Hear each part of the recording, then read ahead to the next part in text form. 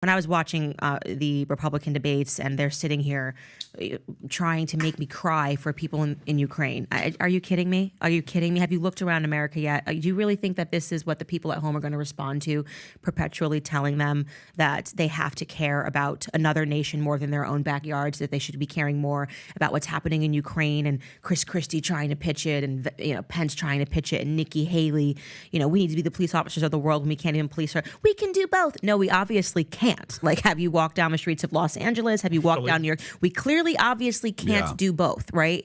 And so having, I think, that the courage to stand on something that doesn't feel establishment popular or mainstream media popular, but that you understand is what people are actually feeling. And, I'm very much a person that from the very beginning has said, F Ukraine, I stand on that. And I would have said it if I was on the debate stage. Like, I would have let them all do their little pitch and the cries and tears, because how this gets into the why F Ukraine is what I ask. Why? Because Richmond north of Richmond, you know what I mean? Because Richmond north of Richmond, because people literally can't put food on the table. You've stopped people from working in America. The average person is struggling to even be able to afford gas, groceries.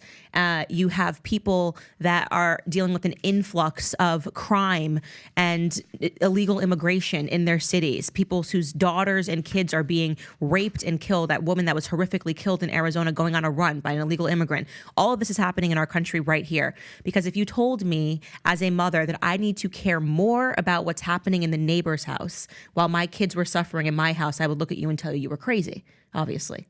Of course, I'm going to take care of my own house first. And if I have something after my house is in perfect order, right?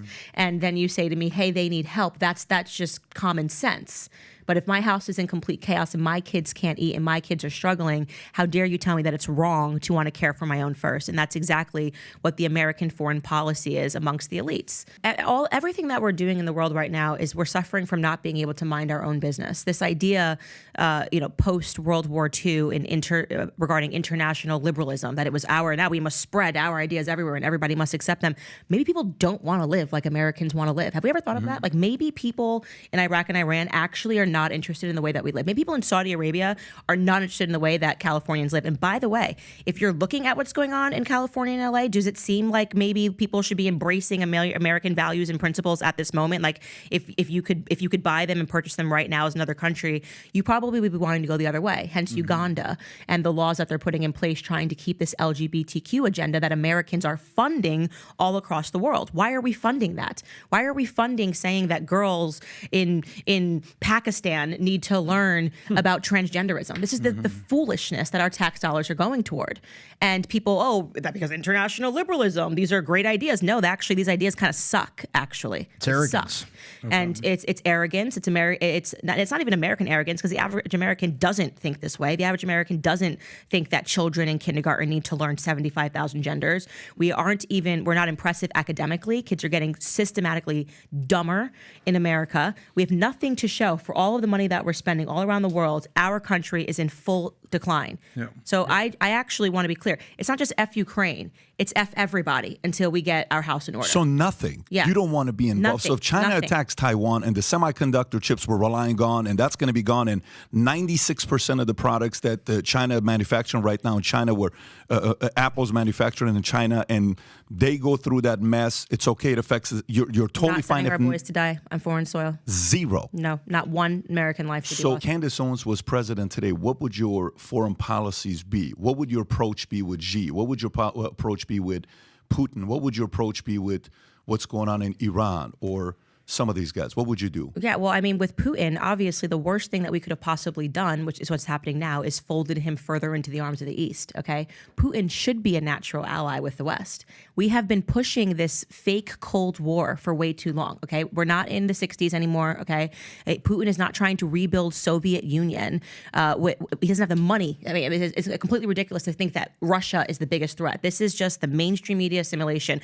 It's going to be just like the Soviet Union, whereas we're the ones that are actually pushing further into that territory. I mean, it's complete delusion. We're the ones that is putting NATO on everybody's border and pushing and inching further after we gave promises that we wouldn't do that we would not expand 1 inch eastward. Okay, so we're just not being honest about what it is that's even happening over there. We're not being honest about the corruption and the laundromat that Ukraine is, and the reason why we have such a vested interest in it, Biden's interest in it, Burisma and everything that's going on. This has nothing to do with caring about Ukrainian soldiers. If you actually bought that narrative that they're worried about the Soviet Union expansion, you're absolutely wrong. They want to expand their own power in that region. And so when Trump was in office and he sought to have a meaningful relationship with Putin so that we weren't pushing him into the arms of China, and China is actually a threat to the United States, that was the right policy to have, an actual peace policy, that we should be respecting how people want to run their own countries, right? And also trying to have strategic relationships, strategic partnerships with them.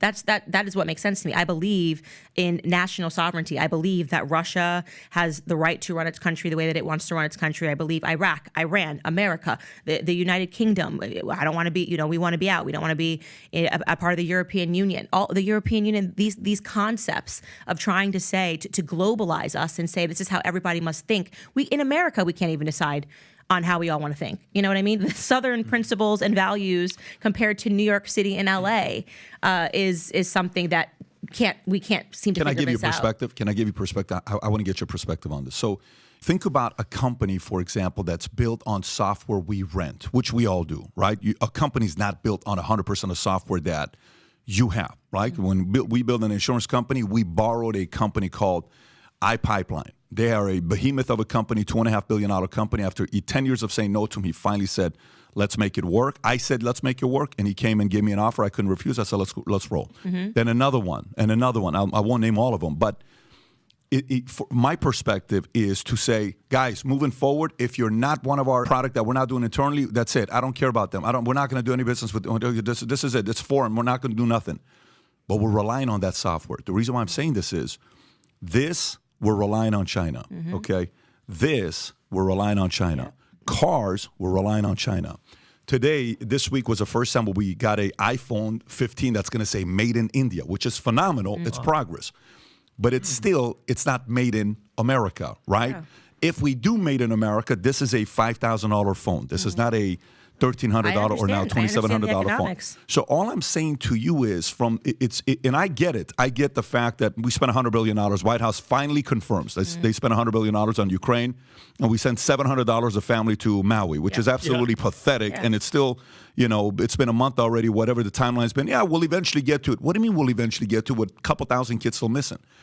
But that desire to say, nope, that's it, nothing, no foreign policy, no need to. But what we're talking about here is we're talking about our involvement in foreign wars. That's not to say that we shouldn't be doing business deals. That's why I said strategic partnerships with people that are overseas. Well, I get that. But what I'm saying is he asked the question, if we allow China to attack Taiwan, you're like, nope, we're not doing anything. We're not sending our men over there. I'm not sending a single American. So you're okay if we lose all the manufacturing? I don't think that's not necessarily going to be the conclusion. There's a lot that could happen in between. There's a lot of negotiations that can take place. This is why you have ambassadors that go over there. What I am saying is that if I were president, I would not be sending a single American son or daughter to die on foreign soil. So what about money, though? Because I agree with you. We don't need to be involved.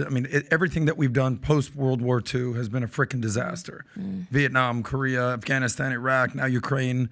But we don't necessarily have boots on the ground per se. I know there's allegedly people there. But money, or even soft power or influence, or you talked about diplomatic relations. There has to be a little nuance. It can't just be like zero, we're done. I'm fine with diplomatic relations. That's actually what I'm saying, is that we need more diplomatic relations. Is the whole point, and we need to stop strong-arming and making these stances and sending billions of dollars, and with no accounting, by the way, and things of that nature. But I think they missed like a couple billion dollars. Yeah, like a month ago, 2 months ago, the girl from the Pentagon was like, yeah, we had a mistake and there's $6 billion. We don't know where they're at. Really?